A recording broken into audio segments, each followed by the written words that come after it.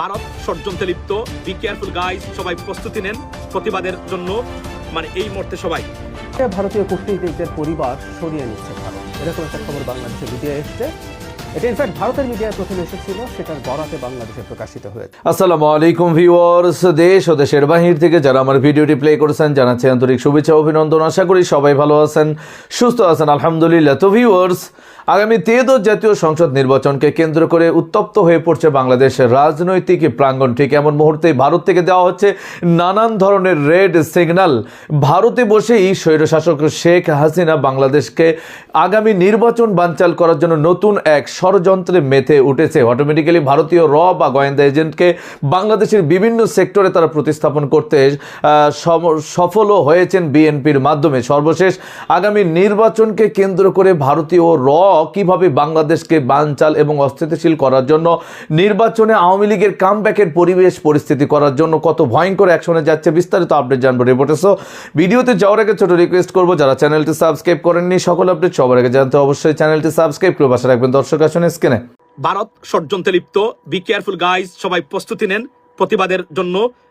এই মুহূর্তে সবাই আপনারা রেডি থাকুন, কারণ ভারত বড় ধরনের ষড়যন্ত্রে লিপ্ত নির্বাচন কেন্দ্রিক। এবং এই দালাল যারা আছে ভারতীয়, এই দালালদের বিষয়ে সচেতন থাকবেন যে বাংলাদেশের নির্বাচন নিয়ে ভারতের ভয়ঙ্কর ষড়যন্ত্রের পথে ভারত চেষ্টা করে যাচ্ছে।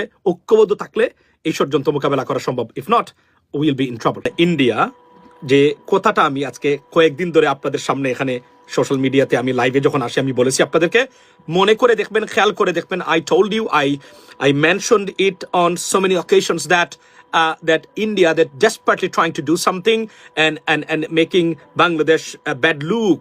I mean honestly speaking, on world stage.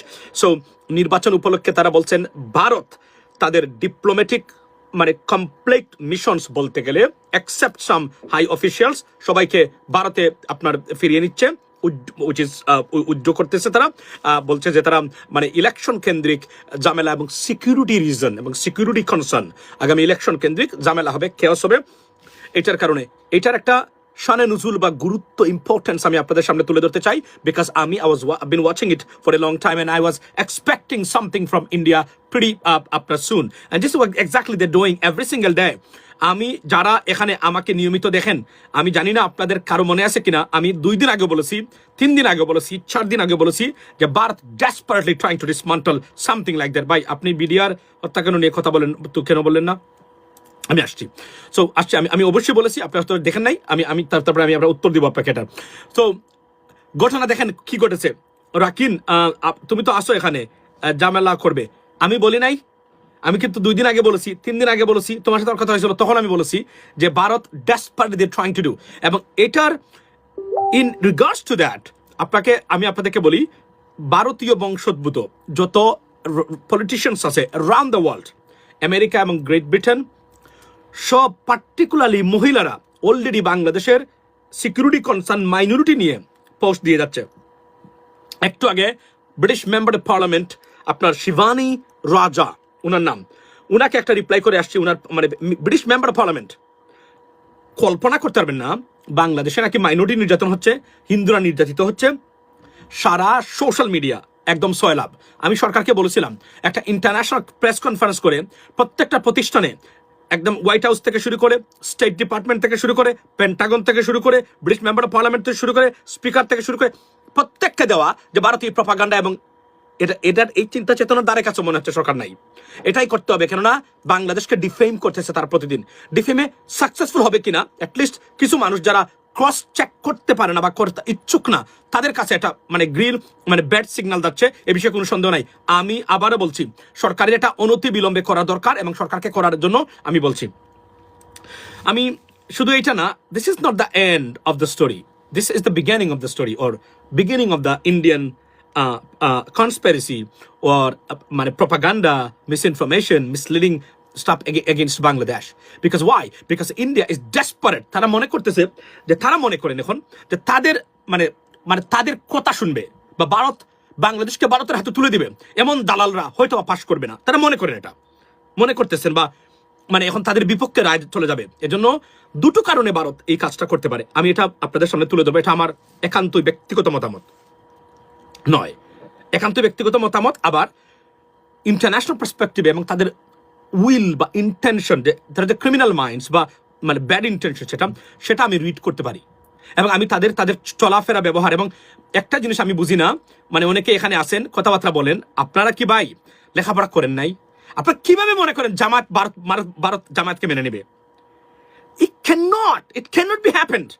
যদি জামাত ভারতকে মেনে মানে সরি ভারত যদি জামায়াত ইসলামীকে মানে চায় এবং তারা মনে করে যে না আসুক, তারা আমরা কাজ করব, এই ধরনের intention not less than 1%, because ভারতের পররাষ্ট্রনীতি built in against Jamaat or any other except even Awami League. Awami লীগের বাইরে তারা কাউকে কল্পনা করে না বাংলাদেশে, কল্পনার বাইরে তাদের এই সাম্রাজ্যবাদ তৈরি করতে গিয়ে তারা এভাবেই তারা নিজেদের প্রজেক্ট এবং ভারতকে তারা উপস্থাপন করেছে এবং তাদের পররাষ্ট্রনীতি সাজিয়েছে in regards to Bangladesh, but fail করেছে জুলাই বিপ্লবে, প্রত্যেকটা জায়গায় ফেল করেছে। বাট এটাই তারা চেয়েছে এবং এটাই তারা চায়। আমি আবার বলছি, আমি বিশ্বাস করেন, আমি বলেছিলাম বারবার 1 থেকে 10 পর্যন্ত আপনি যদি ভারতকে জিজ্ঞেস করেন what is the biggest security concern, মানে your national concern right now is Bangladesh, Bangladesh, Bangladesh, Bangladesh, Bangladesh, 5, 6 Bangladesh, 7 Bangladesh, 8 Bangladesh, 9 Bangladesh, 10 Bangladesh, Bangladesh. Then they may say something different. এর আগে আর কোনো বাহিরের কিছু নাই। আপনি যদি if you understand politics, if you understand the Indian মানে পররাষ্ট্রনীতির মূল যে কোর ভ্যালু বা কোর প্রজেক্ট or কোর মানে মাইন্ডসেট, you understand that.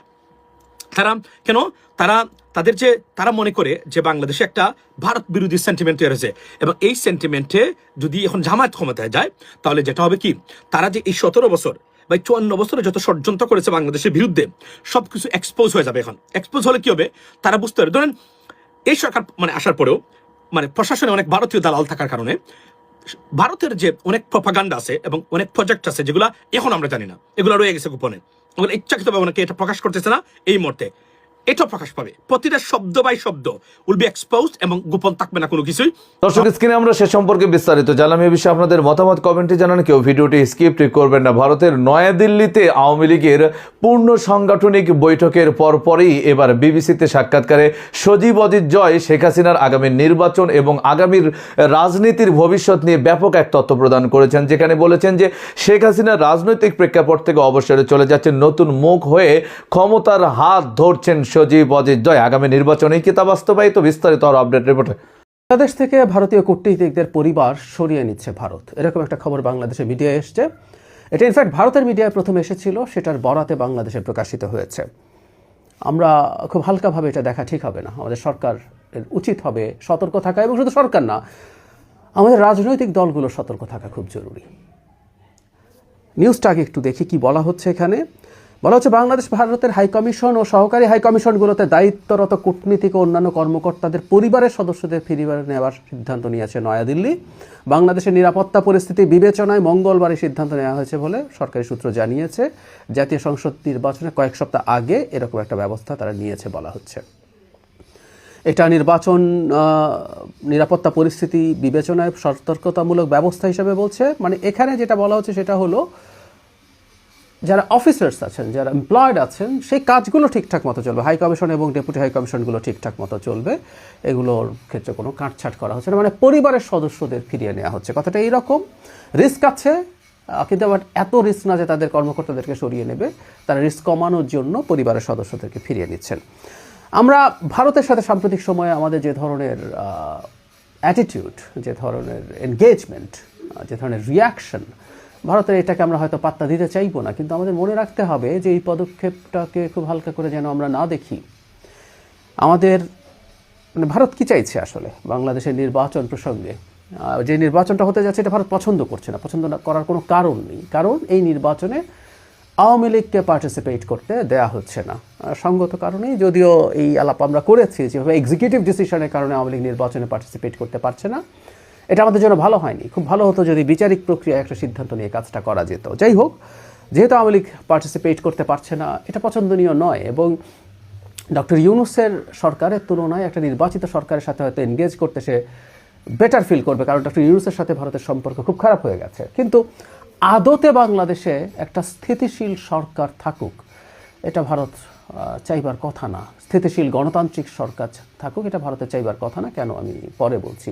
এই প্রেক্ষাপটে তারা যখন তাদের কূটনীতিকদের এবং অন্যান্য দায়িত্বরতদের পরিবারকে সরিয়ে নিচ্ছেন, এর মাধ্যমে আসলে একটা গ্লোবালি মেসেজ যাবে, ভারতের ভেতরে মেসেজ যাবে যে বাংলাদেশের নিরাপত্তা পরিস্থিতি আসলে খুব খারাপ। এটা খুব অস্বাভাবিক না, এই মেসেজটা আসলে যাবে। এই প্রেক্ষাপটে দাঁড়িয়ে আমাদের সরকারের উচিত হবে তার নিরাপত্তা, মানে বাংলাদেশে যে নিরাপত্তা পরিস্থিতি। দর্শক, স্ক্রিনে আমরা সে সম্পর্কে বিস্তারিত জানলাম। সো ভিডিও এই পর্যন্ত। ভালো লাগলে লাইক অ্যান্ড কমেন্ট করবেন। দেশের সকল আপডেট সবার আগে জানতে অবশ্যই চ্যানেলটি সাবস্ক্রাইব করে পাশে রাখবেন। দেখা হবে পরবর্তী ভিডিওতে ইনশাআল্লাহ। আসসালামু আলাইকুম ওয়া রাহমাতুল্লাহ।